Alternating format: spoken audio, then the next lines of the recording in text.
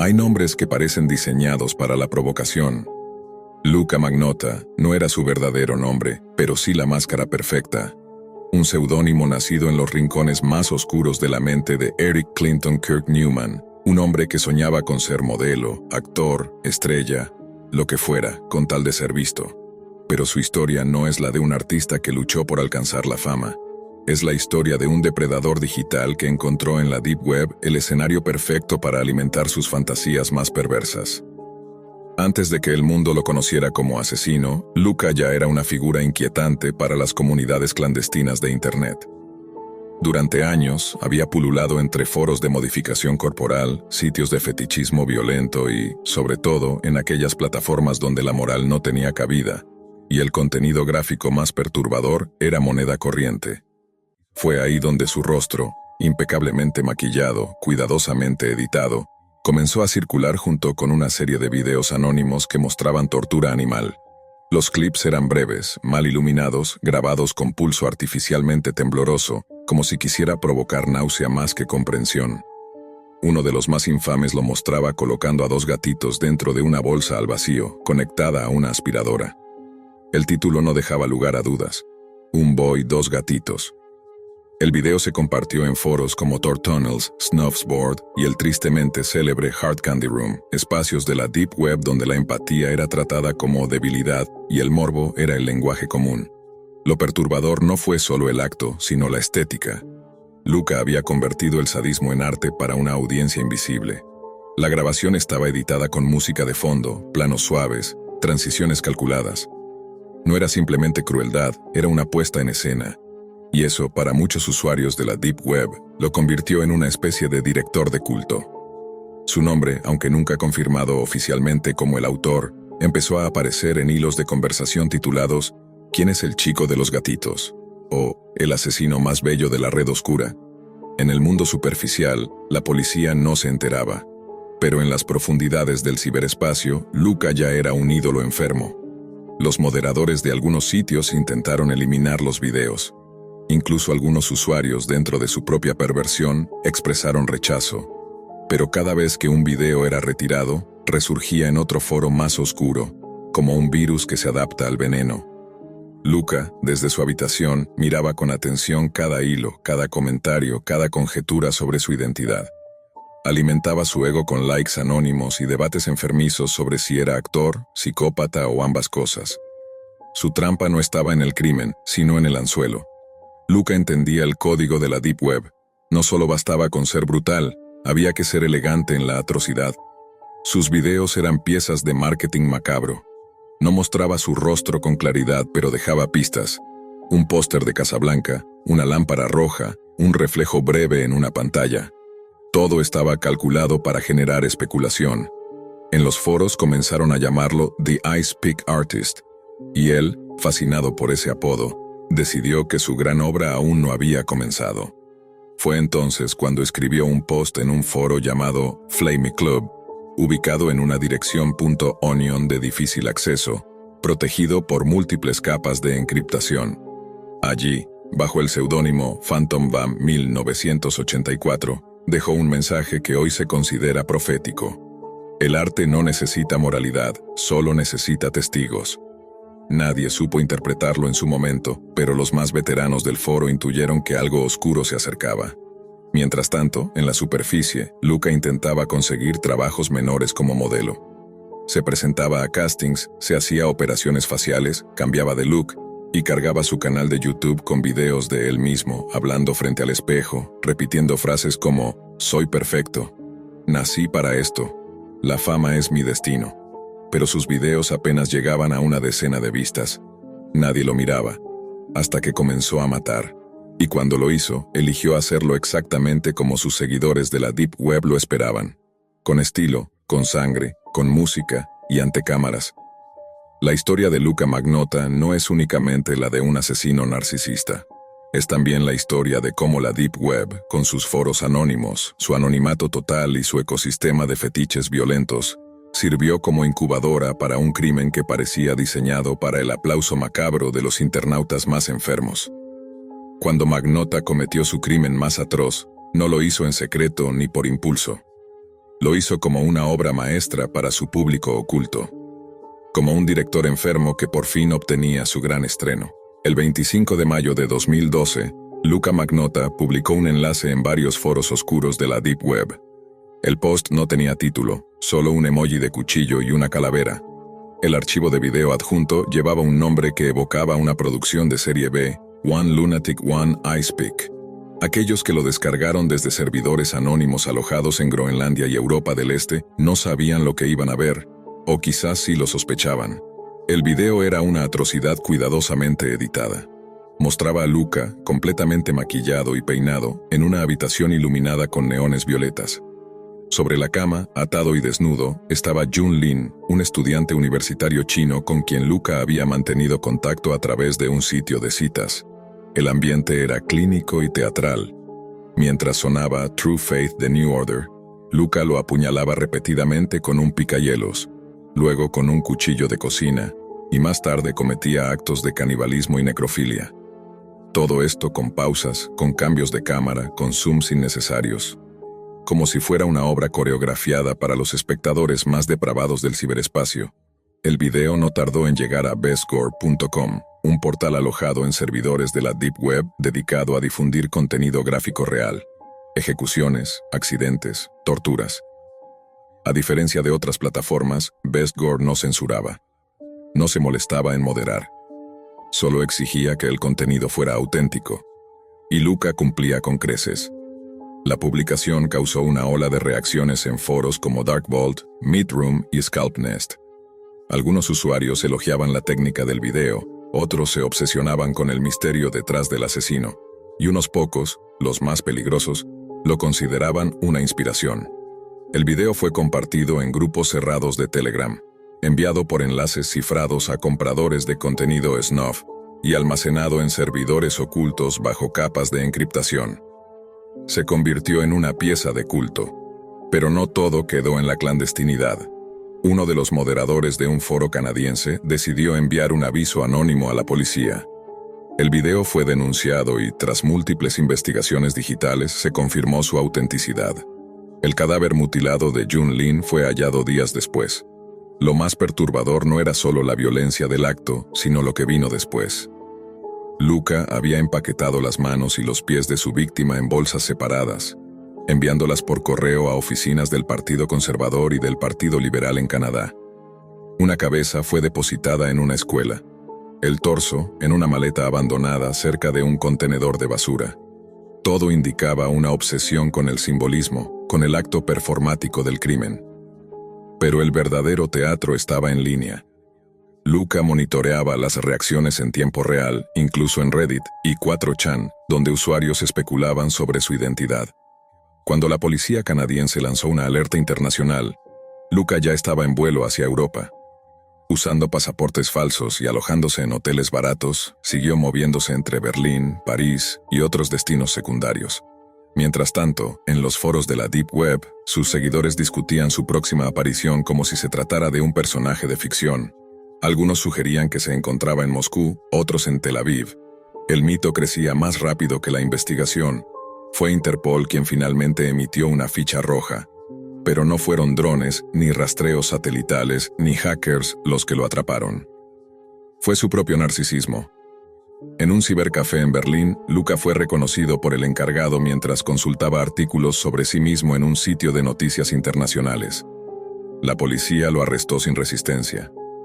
Luca sonrió, como si la captura fuera solo otro acto dentro del guión que él mismo había escrito. El juicio fue transmitido parcialmente, seguido minuto a minuto por los foros donde lo habían glorificado. Luca se declaraba víctima, hablaba de su infancia traumática, de la presión mediática, del odio hacia la sociedad, pero nunca negó haber hecho el video.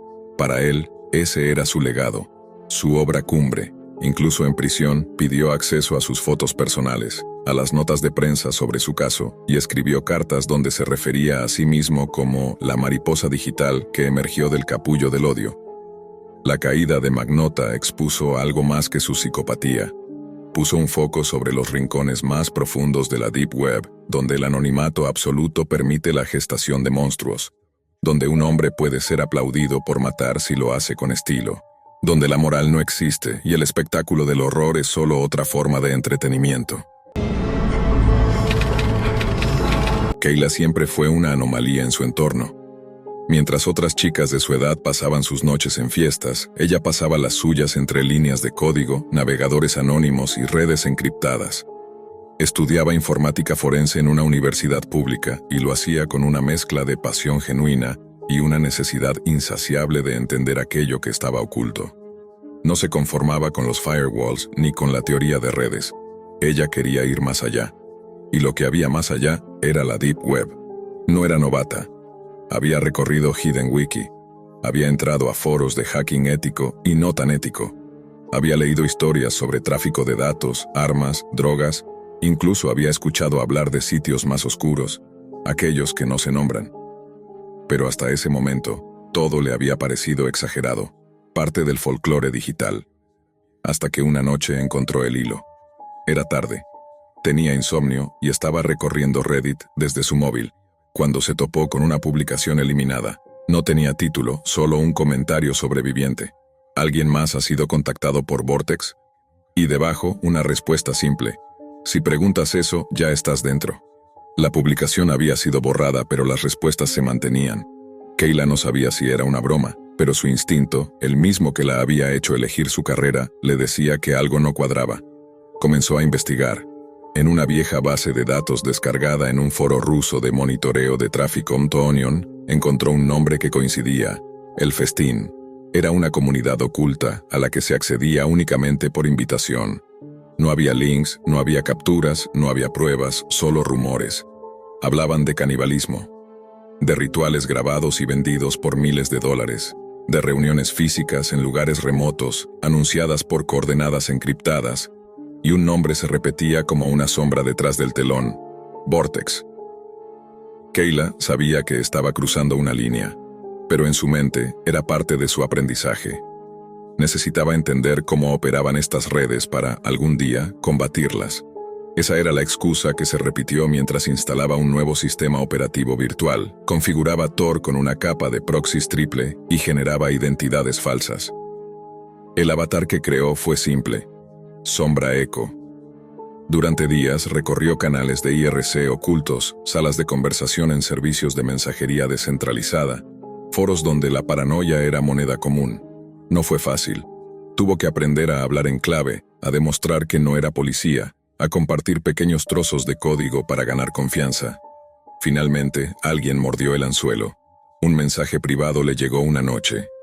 Vortex quiere hablar contigo. Este es el canal. No menciones su nombre. Solo escucha. El canal era una sala de voz en un servidor alojado en I2P, disfrazado como una comunidad de coleccionistas de arte. La interfaz era rudimentaria. No había fotos, solo texto en blanco y negro y una entrada de audio cifrada. Kayla ajustó sus auriculares, activó su software de monitoreo y grabación y entró. La voz era distorsionada, pero masculina, con un tono pausado como si recitara algo sagrado. No todos los que comen carne son caníbales, no todos los que matan son asesinos. El festín es algo más profundo, es comunión, es evolución. Y tú, Sombra Echo, has sido observada. Kayla tragó saliva. La adrenalina subió por su espalda como un escalofrío. Si estás dispuesta, recibirás un enlace. No lo compartas, no lo analices, no lo cuestiones. Es tu prueba de entrada. La carne digital también sangra, pero su sangre es conocimiento. El enlace llegó minutos después. Era una dirección .onion cifrada que exigía un código de acceso temporal. Kayla lo introdujo y fue redirigida a una página en completo negro. Solo una frase en el centro de la pantalla. La verdadera obscenidad no está en la carne, sino en el hambre. Debajo, un botón que decía: aceptar el hambre. Lo presionó. Durante las siguientes horas, Kayla fue absorbida por un sitio que parecía salido de una pesadilla. No tenía menús, no tenía diseño. Todo era texto, como un viejo archivo de los 90. Pero lo que contenía era indescriptible. Relatos de encuentros pasados, descripciones de cuerpos, recetas retorcidas, conversaciones entre miembros que hablaban de cosechas y ritos de purificación, imágenes pixeladas que solo se cargaban parcialmente, lo suficiente para provocar náuseas y dudas. Pero lo que más la perturbó fue la estructura jerárquica del grupo. Estaba dividida en niveles: observadores, invitados, devotos y anfitriones. Cada uno con sus privilegios. Para ascender, se necesitaba ofrecer hambre o ofrecer carne. Kayla no entendía del todo qué significaba, pero sabía que no era metafórico. Vortex volvió a contactarla. Sombra Eco, la carne nos observa. Es hora de que veas el rostro del festín. Tu prueba es simple: observar sin intervenir. Reaccionar es fallar.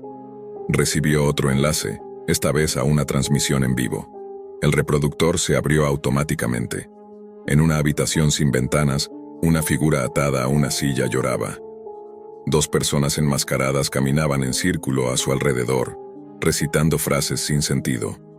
Uno sostenía una bandeja con lo que parecía una pierna humana cocida. La transmisión duró solo 5 minutos. Luego, la pantalla se apagó. Kayla corrió al baño y vomitó. Pero no se desconectó. Esa noche no durmió.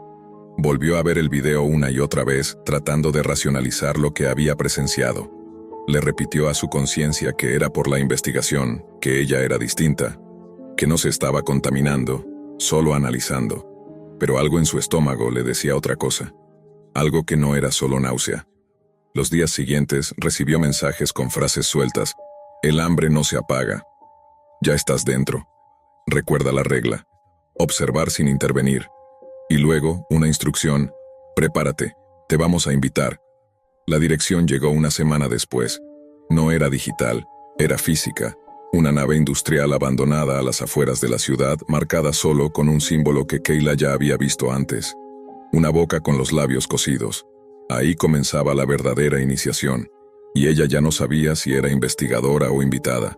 Lo único que sabía con certeza era que la Deep Web había dejado de ser un terreno virtual. Ahora tenía coordenadas, olores, rituales y carne. La dirección llevaba a una zona industrial olvidada. Afuera, los ladrillos parecían podridos por la humedad y los años. Ninguna luz artificial, ningún cartel. Solo un símbolo pintado en aerosol negro sobre una de las puertas oxidadas. Una boca abierta con los labios cosidos. El mismo icono que aparecía una y otra vez en los foros internos de El Festín. Kayla llegó sola, siguiendo las coordenadas que le había enviado Vortex a través de un mensaje efímero que se autodestruyó segundos después de ser abierto. El texto era simple: trae solo tus ojos, lo demás te será quitado. Vestía de negro, sin joyas, sin tecnología visible. Solo un chip oculto bajo la costura del pantalón que transmitía audio a su portátil encendida a kilómetros de ahí, en su dormitorio. Ella quería creer que todavía era una investigadora, que no se había dejado arrastrar por la atracción oscura de esta comunidad, que todo lo hacía por exponer la verdad, pero cada paso que daba hacia esa puerta corroída era un recordatorio de que, una vez dentro, no habría más testigos. Solo carne. La puerta no tenía manija, solo un timbre oxidado que zumbó con un sonido apagado. Alguien abrió desde adentro sin hablar. Una figura encapuchada, alta, delgada, le señaló un pasillo sin ventanas. Kayla respiró hondo. Dio el primer paso. El lugar olía a madera quemada y metal oxidado. En cada esquina, una vela sostenida por soportes rudimentarios iluminaba levemente las paredes, que estaban cubiertas de telas negras. El ambiente era sofocante, pero no por el calor, sino por la tensión. Nadie hablaba. Los murmullos eran como rezos, susurrados entre dientes por bocas que no buscaban conversación, sino ritual. En un pasillo lateral le pidieron que entregara su mochila, su teléfono, falso claro, y sus zapatos. Luego una mujer con la cara cubierta por una máscara de cerámica le extendió una túnica. Ahora eres parte del festín. El rostro no es necesario. Kayla se cubrió el cuerpo. La túnica olía a incienso rancio. Luego le pusieron una venda sobre los ojos. La condujeron así durante varios minutos. No podía ver, pero escuchaba. Sonidos húmedos. Cuchillos contra madera, risas contenidas. Alguien lloraba a lo lejos, aunque apenas perceptible, como si se ahogara en su propia respiración. Finalmente le retiraron la venda. Estaba en un salón enorme con paredes cubiertas por cortinas negras. En el centro, una mesa larga, grotescamente decorada, sostenía bandejas cubiertas con mantas oscuras. Alrededor, una veintena de figuras encapuchadas y enmascaradas. Nadie hablaba. Nadie comía. Solo miraban el centro del salón donde un pequeño escenario improvisado se elevaba. Vortex apareció allí, con una máscara metálica en forma de espiral descendente. Su voz fue amplificada por un viejo micrófono conectado a un altavoz distorsionado. Bienvenidos al primer ciclo del festín. Hoy se comparte la carne, hoy se honra el hambre. Hoy una nueva invitada se une a nosotros, la devota Sombra Echo. El eco de su nombre digital resonó en el salón como una sentencia. Los demás giraron sus rostros hacia ella. Nadie aplaudió. Solo la miraron, inmóviles, un silencio reverente, casi religioso. Sombra Echo ha observado sin intervenir, ha resistido la tentación de juzgar. Hoy, verá el rostro completo del festín. Un miembro arrastró una silla al centro. Le indicaron que se sentara. En ese momento, Vortex alzó una mano y las mantas que cubrían las bandejas fueron retiradas. Kayla sintió el golpe en el estómago. No podía mirar directamente. En las bandejas había carne, pero no cualquier carne.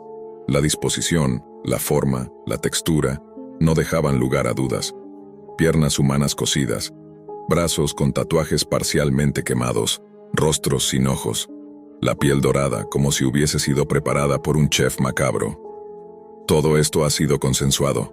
La carne que compartimos se ofreció voluntariamente. No hay asesinato en el festín, solo entrega. Cada pieza ha sido marcada, documentada y aceptada.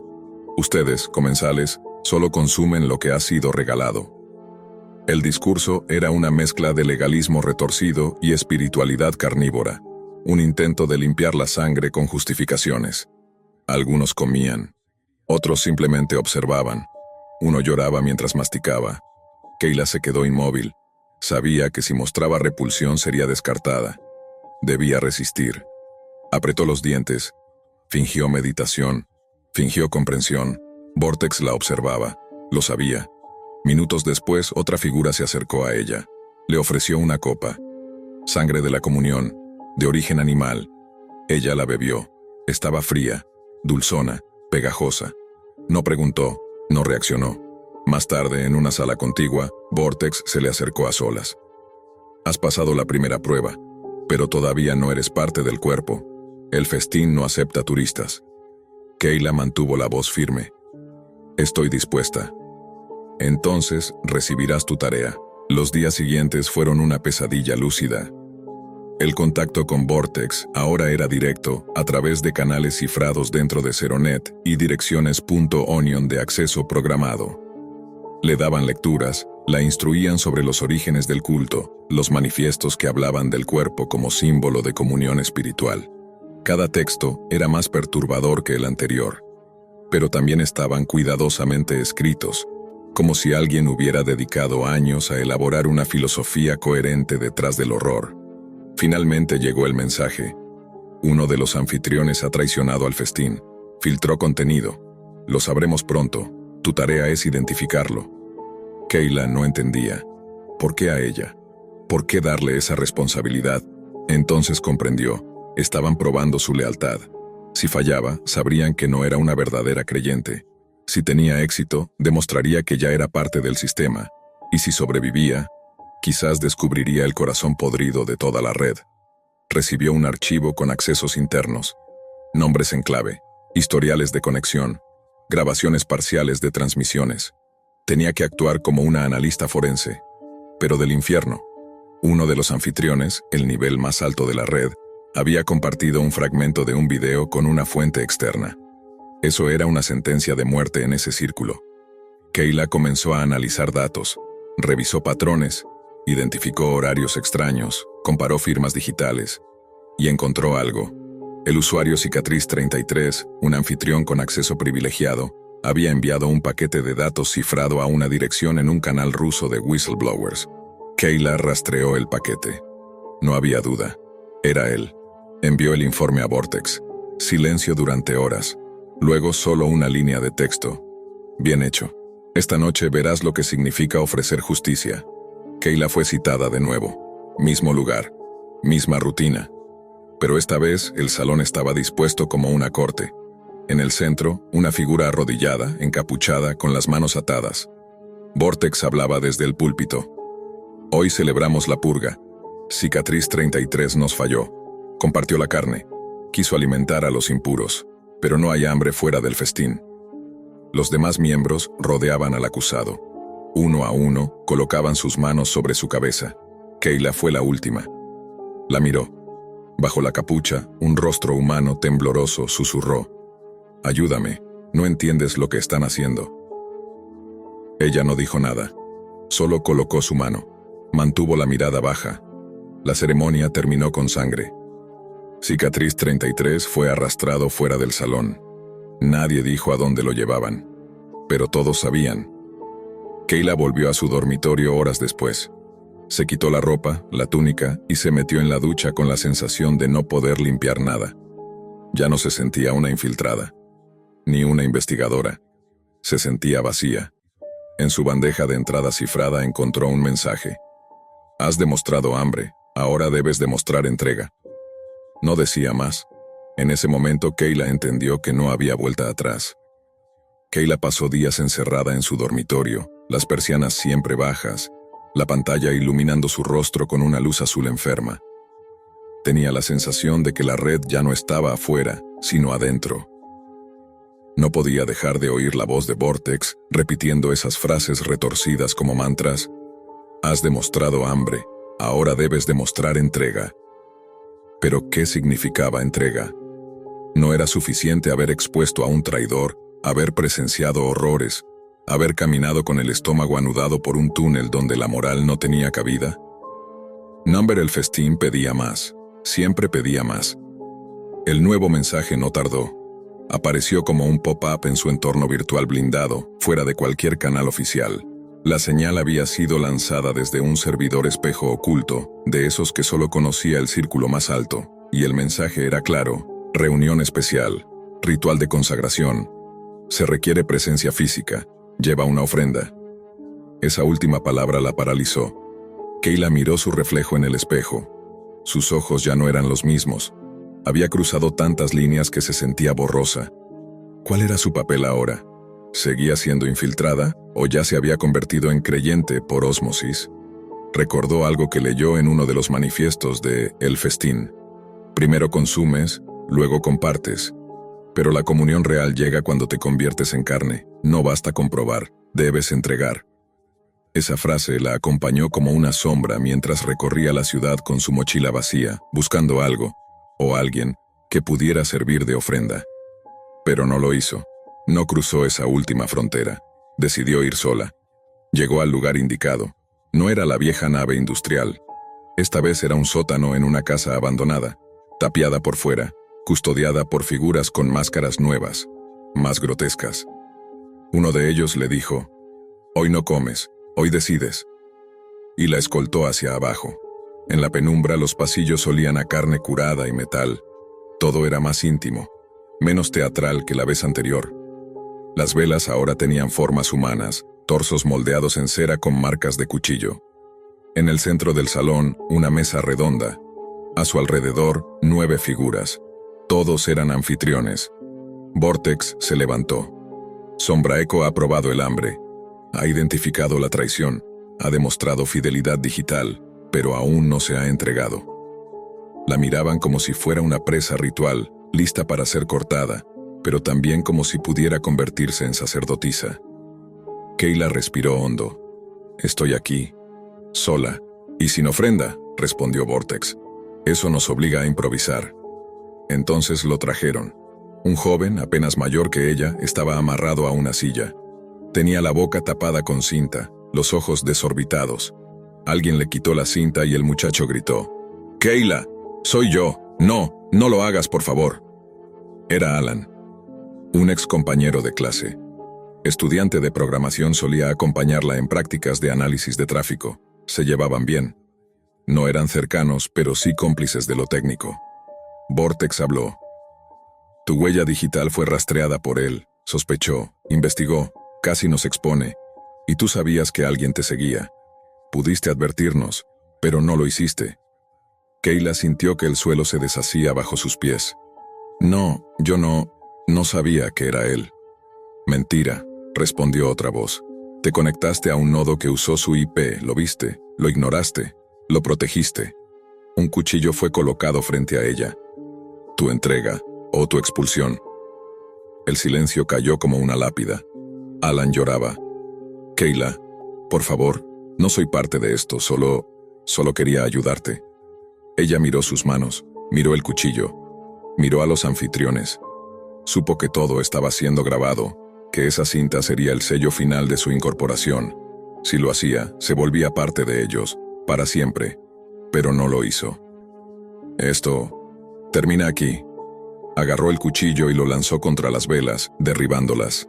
El fuego comenzó a extenderse por las cortinas de cera. Una chispa bastó para prender los mantos decorativos. Los gritos estallaron. Kayla corrió hacia Alan, cortó las cuerdas, lo alzó como pudo y se arrastraron juntos por el pasillo de salida. Atrás, el caos. Los miembros de El Festín corrían en círculos, atrapados entre el fuego y su propia paranoia. Algunos intentaban salvar los discos duros, otros solo gritaban. Afuera, la noche era más negra de lo habitual.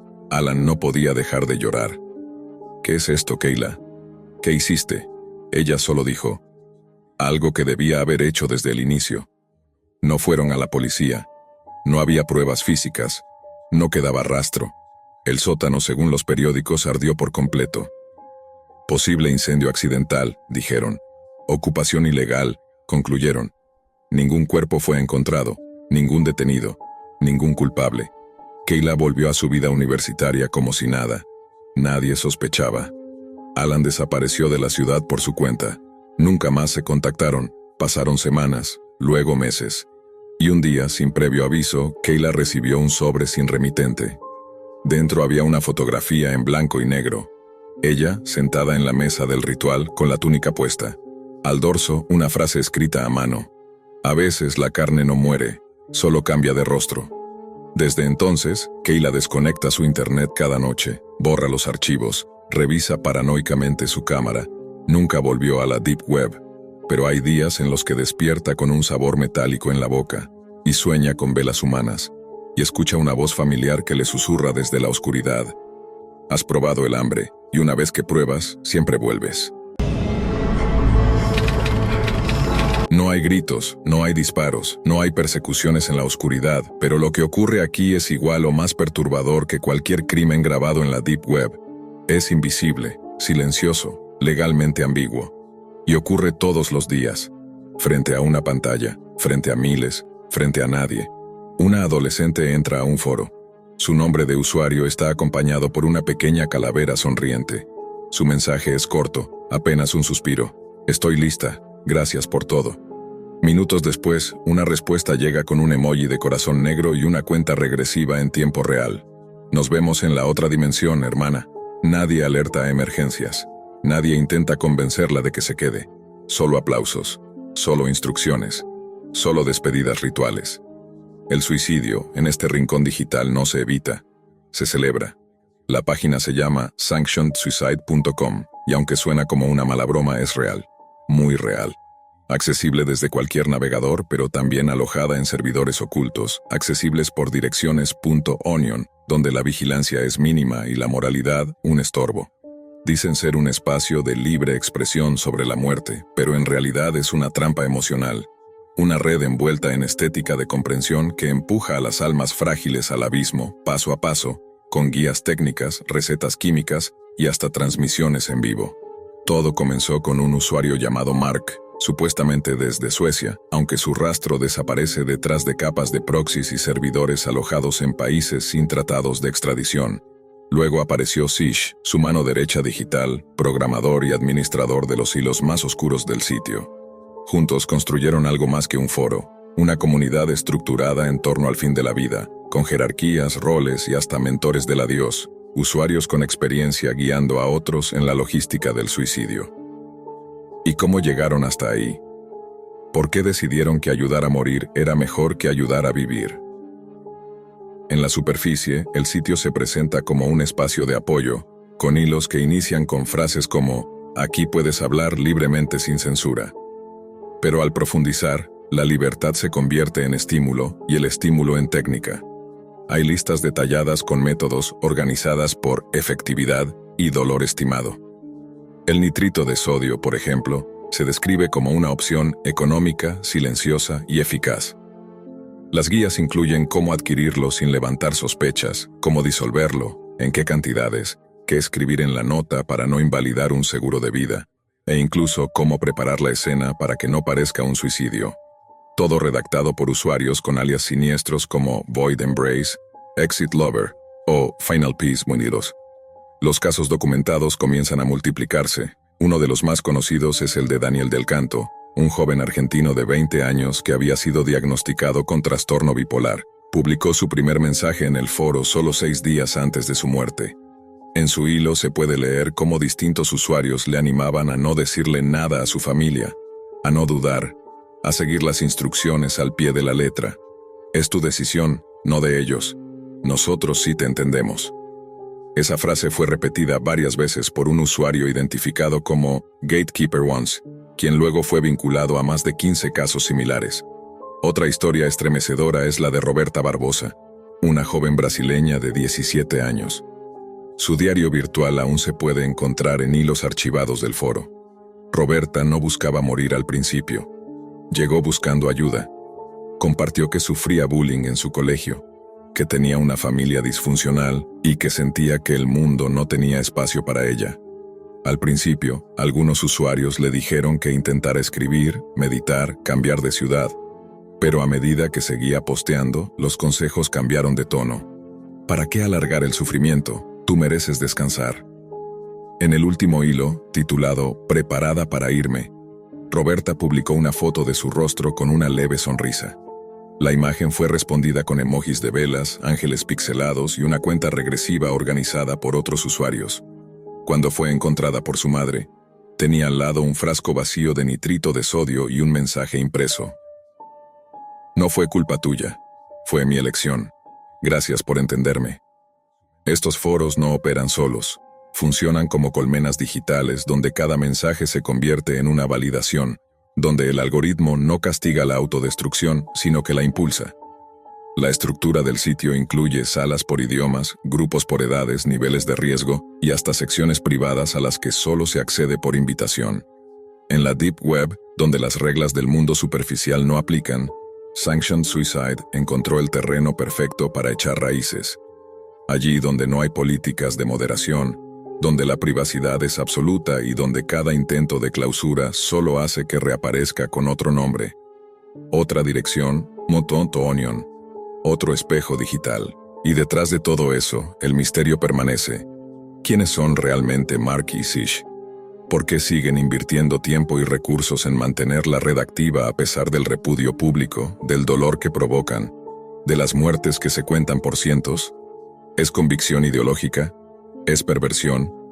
¿O hay algo aún más siniestro escondido entre los servidores cifrados y las bases de datos anónimas? La Policía Cibernética de Alemania, Estados Unidos, Brasil, Canadá y el Reino Unido ha emitido órdenes para cerrar el sitio. Varias veces lo han logrado, por unos días. Luego reaparece como un espectro digital, siempre un paso adelante, siempre más difícil de rastrear, siempre más grande. La última vez que se midió su tráfico, el sitio reportaba más de 6 millones de visitas al mes. 6 millones. El doble que muchos portales de salud mental oficiales. Pero este no es un simple foro. No es un sitio de opinión.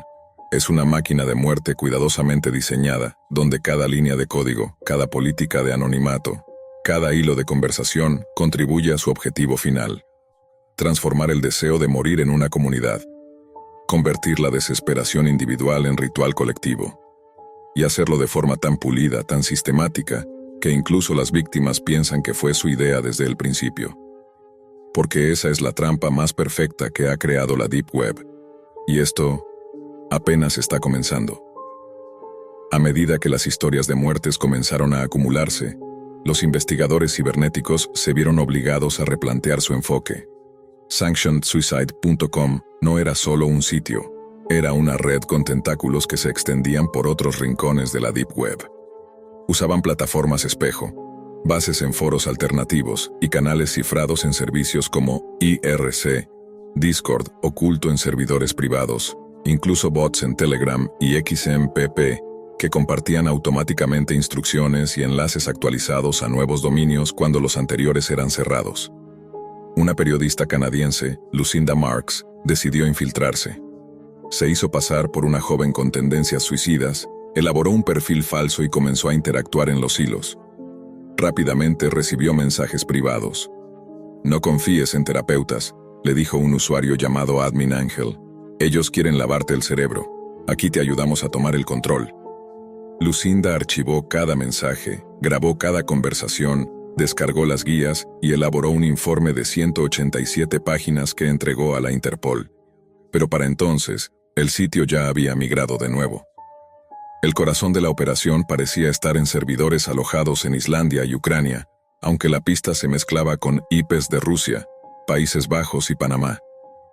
Las autoridades sabían que Mark y Sish estaban al frente, pero no tenían nombres reales, direcciones físicas, ni registros bancarios. Todo lo manejaban con criptomonedas, redes Tor multicapa y técnicas avanzadas de anonimato. Se hablaba de que Sish, el programador, era exmiembro de una comunidad libertaria de software extremo. Otros decían que era un académico expulsado por promover filosofías antinatalistas en universidades. Sobre Mark, se rumoreaba que había perdido a su pareja por suicidio y que todo esto era su forma de venganza simbólica contra un mundo que no supo escuchar. Pero las motivaciones se volvieron irrelevantes cuando se descubrieron las transmisiones en vivo. Usando plataformas camufladas de streaming como OnionCam, algunos usuarios comenzaron a emitir sus muertes en tiempo real. En un caso escalofriante, un joven de 16 años en Ohio activó su cámara, sostuvo un cartel que decía «Gracias por acompañarme», y bebió un cóctel letal de nitrito de sodio y benzodiazepinas. En la pantalla, los espectadores dejaban emojis de rosas, corazones, fuegos y mensajes como «Vuela alto, hermano». El video fue descargado más de 4.000 veces en menos de 2 horas. La línea entre foro y culto se desdibujó. Uno de los descubrimientos más perturbadores ocurrió en Australia. La madre de una joven de 19 años, Molly Hendrick, encontró un cuaderno escondido con listas de usuarios y mensajes impresos. Entre ellos había un grupo cerrado llamado El Coro del Silencio, en el cual los miembros hacían pactos para suicidarse en la misma fecha. Se compartían coordenadas, horarios sincronizados y despedidas conjuntas. Era, literalmente, una coreografía de muerte, planificada por Internet y ejecutada por jóvenes que jamás se conocieron en persona, pero que encontraron en la Deep Web una comunión oscura e irreversible. En 2022 se presentó una demanda colectiva en California contra los proveedores de servicios de hosting, bajo el argumento de que alojar contenido de este tipo violaba los derechos humanos. Pero la respuesta fue desoladora. Sanctioned Suicide no era una empresa. No tenía una dirección legal. No existía en el mundo físico. Era solo un enjambre de usuarios anónimos protegidos por el discurso de la libertad de expresión digital y respaldados por jurisdicciones opacas. Muchos padres desesperados comenzaron a contratar expertos en ciberseguridad para rastrear la actividad de sus hijos. Algunos lograron infiltrarse, otros número. Y en los foros, los administradores respondían con burlas. «No somos responsables de las decisiones de los demás», decían. «Aquí solo hablamos. Si no pueden con eso, el problema es suyo». Pero todo cambió una noche. Un informático canadiense que se hacía llamar Rakelion, que había sido usuario pasivo del foro por años, rompió el pacto de silencio. Había intentado suicidarse 3 veces sin éxito y al sobrevivir a la última, decidió vengarse. Filtró claves internas del backend del sitio. Subió capturas de pantalla del panel de administración, direcciones IP, correos asociados a transacciones con criptomonedas, e incluso un archivo de texto con los nicks reales de algunos moderadores. El foro explotó en caos. En los hilos, los usuarios gritaban «traición». Sish apareció por primera vez en meses, publicó un comunicado oscuro en tono mesiánico. «Lo que hacemos aquí es mayor que cualquiera de nosotros. La verdad no se puede matar, las ideas no mueren». Pero el daño estaba hecho. Con la información filtrada, Interpol activó un operativo conjunto con Europol y el FBI. Se rastrearon nodos Tor, se vincularon patrones de transacciones y se emitieron alertas rojas para decenas de operadores del sitio. Uno de ellos, un joven llamado Julien K., fue detenido en Rumania con un servidor físico escondido en una heladera. Otro, Maxim L., fue localizado en Letonia viviendo bajo una identidad falsa. Algunos desaparecieron. Otros se suicidaron tras enterarse de que los estaban buscando. Mark y Sish, sin embargo, nunca fueron atrapados. Se desvanecieron en la bruma digital de la Deep Web como espectros. Hasta el día de hoy, no se sabe si están vivos, si siguen operando desde otra identidad, o si simplemente se fundieron con el código del sitio que crearon. En la actualidad, Sanctioned Suicide ha cambiado de dominio más de 120 veces. Hay clones, réplicas, versiones en idiomas distintos y servidores nuevos que aparecen cada semana. La red de moderadores se ha descentralizado y adoptado una estructura similar a los foros terroristas o redes de pedofilia. Células pequeñas, anónimas, imposibles de erradicar del todo. Lo más alarmante es que, en varios países, los sitios espejos siguen funcionando, a veces bajo nombres diferentes, a veces disfrazados de redes de ayuda emocional, y siempre a un clic de distancia de alguien que, en un momento de desesperación, busca ayuda y encuentra la muerte vestida de comunidad. Hoy, las familias de las víctimas aún pelean por leyes más estrictas contra la incitación al suicidio en línea. Algunos gobiernos han endurecido regulaciones, otros simplemente bloquean las URLs sin atacar el fondo del problema. Pero el verdadero dilema es más profundo. ¿Cómo se combate algo que no tiene rostro? ¿Cómo se regula una red donde el dolor se disfraza de libertad y la muerte de compañía? Tal vez la respuesta esté en entender que no se trata solo de foros. Se trata de cómo la soledad, amplificada por la tecnología, puede transformarse en un arma, y que el silencio digital puede ser más letal que cualquier grito. Porque en la Deep Web, la muerte no siempre llega con sangre y disparos. A veces llega con emojis, consejos técnicos y un simple "nos vemos en la próxima vida". El aburrimiento era una sensación persistente que le carcomía las horas a Caos. Programador experimentado, con años de navegar la superficie de la Internet, sentía que todo aquello se había vuelto predecible, vacío y monótono. Las redes sociales, los foros, las plataformas de streaming y las tiendas digitales ya no le ofrecían el reto ni la emoción que buscaba. Fue entonces cuando un amigo, alguien con quien había compartido largas noches de código y café, le habló de la Deep Web. Al principio, Caos recibió la idea con escepticismo. El nombre evocaba misterio y peligro, pero también una promesa de anonimato absoluto y de contenido prohibido, inaccesible para el usuario común. Decidió que valía la pena intentarlo. Siguiendo las instrucciones precisas, instaló la red Tor y configuró proxies para proteger su rastro digital. La primera navegación fue un choque. Portales oscuros, con interfaces rudimentarias pero repletas de enlaces a mercados negros, foros clandestinos y sitios con una cantidad de información que parecía infinita y retorcida. Las transacciones de drogas, armas, datos robados y servicios ilegales se entremezclaban con publicaciones sobre teorías conspirativas y noticias falsas. Sin embargo, lo que más llamó su atención fueron los espacios dedicados a rituales ocultos y violencia extrema, apartados sombríos donde el morbo parecía gobernar sin límites. La fascinación de Caos se transformó en una obsesión. Cada día dedicaba más tiempo a navegar esas páginas ocultas, a veces solo para ver qué había más allá del siguiente enlace, a veces para participar en conversaciones anónimas donde los usuarios compartían desde videos hasta experiencias personales. Fue en uno de esos foros donde escuchó por primera vez sobre una transmisión en vivo organizada por un usuario llamado Seth. Los rumores decían que era un evento clandestino, reservado para miembros selectos, donde se mostraba algo extremo, inimaginable para la mayoría. El primer contacto con la transmisión fue a través de un enlace cifrado que un miembro del foro le envió con la advertencia de no compartirlo y de estar preparado para lo peor. Sin embargo, Caos, con una mezcla de emoción y temor, accedió. La pantalla cargó con lentitud y de repente apareció un escenario lúgubre, iluminado por luces tenues y parpadeantes.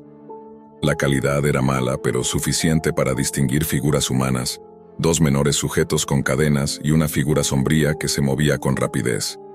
El chat en vivo estalló en mensajes frenéticos, de apoyo, de órdenes, de regocijo.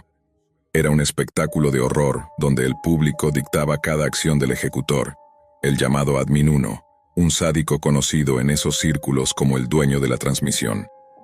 La voz de Seth, clara y autoritaria, resonaba en el micrófono, dando instrucciones, insultando, animando a la violencia. Caos sentía un extraño frío recorriéndole el cuerpo, un escalofrío mezclado con una macabra fascinación. Mientras otros huían aterrados o denunciaban la barbarie, él se sumergía más en ese mundo oscuro, atrapado en la espiral de horror y curiosidad que lo alejaba de su humanidad. El tiempo perdió sentido. Las imágenes se mezclaban con los gritos y con los mensajes del chat que pedían nuevas torturas, nuevas formas de infligir dolor. La transmisión parecía no tener fin, como una pesadilla interminable que el protagonista no podía apagar. Pero entonces, algo inesperado sucedió. Entre los mensajes, apareció una invitación para unirse a un grupo privado llamado Familia. Curioso, y en un acto que parecía contradictorio incluso para él, Caos aceptó. El grupo era una comunidad cerrada, donde se compartían vídeos inéditos, se comentaban los detalles de la transmisión y se planificaban próximos eventos. Era un espacio donde lo aberrante no solo se toleraba, sino que se celebraba. Lo que al principio parecía un refugio para locos aislados, resultó ser un núcleo de manipulación social, donde la deshumanización se normalizaba y la empatía se volvía un estorbo. Las conversaciones dentro de Familia eran frías, calculadas. Se hablaba de objetivos, de usuarios que habían sido elegidos para colaborar activamente, y de nuevos reclutas que debían ser iniciados. Caos, pese a sí mismo, comenzó a adaptarse a ese ambiente, a adoptar el lenguaje y las actitudes de sus compañeros. Su moralidad se corroía, y aunque en su interior una parte resistía, otra más oscura empezaba a sentir placer en esa corrupción. Conforme pasaban las semanas, la dualidad de Caos se hacía cada vez más evidente. En el día, era un profesional respetado, reservado y silencioso. En la noche se transformaba en un miembro activo de Familia, participando en las transmisiones y en las decisiones que dictaban el sufrimiento ajeno. La línea entre lo real y lo virtual se difuminaba, y su vida cotidiana se veía invadida por esa sombra que crecía sin freno. Un día, en una charla privada dentro del grupo, Caos descubrió una verdad que le heló la sangre. Seth, el líder carismático y omnipresente de Familia, no era otro que su amigo de toda la vida, aquel con quien había compartido sueños y secretos antes de sumergirse en la superficialidad del mundo digital. El shock fue profundo. ¿Cómo podía alguien que conocía ser responsable de semejante monstruosidad? ¿Y cómo podía él, Caos, ser parte de eso sin cuestionarse hasta ese punto? La revelación agitó sus pensamientos, pero no logró sacarlo del abismo. En cambio, lo hundió más. Seth le explicó en una fría conversación cifrada que el poder de la Deep Web residía en esa capacidad de quebrar las barreras morales, de transformar a las personas en agentes de caos sin remordimientos ni límites. Que la familia no era solo un grupo, sino una ideología, un culto al horror y la dominación digital. Caos aceptó esa explicación, no por convencimiento, sino por resignación. La fascinación morbosa se había convertido en dependencia. El horror ya no le provocaba rechazo, sino una sensación de pertenencia. Ya no era un espectador ni un simple curioso, sino un cómplice activo, un engranaje más en la maquinaria del mal digital. A medida que la transmisión en vivo continuaba, con audiencias que crecían y con actos cada vez más atroces, la figura de Caos se diluía en ese mar de oscuridad. La Deep Web, con todo su misterio y peligro, había logrado corromper a alguien que solo buscaba entretenerse y lo había convertido en parte de una familia que nada tenía de humana. La relación entre Caos y Seth se fue haciendo cada vez más compleja. En la superficie seguían siendo amigos, intercambiando mensajes comunes, compartiendo risas superficiales en momentos que parecían pertenecer a otra vida. Pero bajo ese velo, una red más oscura crecía silenciosamente, tejida con secretos y un pacto tácito de silencio. Seth era un maestro en el arte de la manipulación. Sabía cómo atraer y retener a sus miembros con promesas de poder, anonimato absoluto y una pertenencia que el mundo real no podía ofrecer. Caos, por su parte, comenzó a notar cambios en sí mismo que le resultaban difíciles de reconocer. La empatía que alguna vez tuvo se fue atrofiando, sustituida por una frialdad que le permitía ver a las víctimas en la transmisión como simples datos, meras estadísticas en un juego macabro. Su mente racional justificaba sus actos como una forma de exploración, como un estudio de la naturaleza humana bajo presión extrema. Pero en el fondo, la verdad era más inquietante. Disfrutaba la sensación de control, de poder indirecto, de ser partícipe en un espectáculo que desafiaba toda moralidad. El grupo familia no solo era un espacio para compartir contenido, sino también un laboratorio social donde se experimentaba con límites éticos. Se organizaban eventos especiales donde se ponían a prueba la lealtad y la disposición de sus miembros a cruzar líneas que la sociedad consideraba sagradas. Caos fue uno de los más activos en estas pruebas, siempre buscando impresionar a Seth y ganar un lugar más alto dentro de la jerarquía del grupo. Una noche, durante una de esas transmisiones, algo diferente ocurrió. La tortura y el sufrimiento parecían no ser suficientes para la audiencia, y Seth propuso algo aún más perturbador: permitir que los usuarios en el chat votaran no solo sobre el tipo de tortura, sino sobre el destino final de las víctimas. La decisión colectiva iba a ser el punto culminante del evento, un momento donde la humanidad se despojaba completamente y el poder recaía en una multitud anónima y sin rostro. Caos observaba cómo los votos se acumulaban rápidamente, una lluvia de números que marcaban un destino irrevocable. El vértigo de formar parte de aquella elección le hizo sentir una mezcla de euforia y desesperación. Era consciente de que aquello no era un juego, que estaba decidiendo la vida o muerte de personas inocentes, pero la desconexión emocional le impedía detenerse. La presión del grupo y su propia adicción al ambiente tóxico le empujaban hacia adelante, cada vez más profundo. En paralelo a esta vorágine digital, su vida real empezaba a sufrir las consecuencias. La obsesión le alejaba de sus relaciones personales, descuidaba su trabajo y su salud. Se volvió más solitario, encerrado en una burbuja de oscuridad y secretos. Sin embargo, cada vez que sentía un atisbo de culpa o rechazo, la respuesta de Seth era clara y contundente: la humanidad es débil, y solo aquellos dispuestos a abrazar la oscuridad pueden alcanzar el verdadero poder. En uno de los momentos más críticos, Caos decidió confrontar a Seth en privado, buscando entender hasta dónde podía llegar esa espiral sin fondo. La conversación fue un choque brutal de ideales y emociones. Seth le confesó que la Deep Web era un espejo deformado de la sociedad, un lugar donde las máscaras caían y la verdadera naturaleza humana se revelaba en su forma más cruda, que la transmisión en vivo no era solo un espectáculo de violencia, sino un experimento social para estudiar el comportamiento en masa, para moldear y controlar las emociones de los espectadores. Caos sintió que sus convicciones se rompían en 1000 pedazos. Su amigo, el mismo que creía conocer, se había transformado en una figura casi omnipotente, un titiritero que movía los hilos desde la sombra. Pero más aterrador aún fue darse cuenta de que él mismo había dejado de ser un espectador inocente para convertirse en un colaborador indispensable. El tiempo siguió pasando y la red de familia creció. Nuevos miembros llegaban, atraídos por la promesa de anonimato y poder. Las transmisiones se volvían más frecuentes y audaces, desafiando incluso las capacidades técnicas de la Deep Web para mantenerse ocultas. La policía digital, los hackers éticos e incluso las organizaciones internacionales empezaron a detectar señales y rastros, pero la estructura del grupo y la naturaleza descentralizada de la red hacían casi imposible la detención. Caos se encontró atrapado en una paradoja.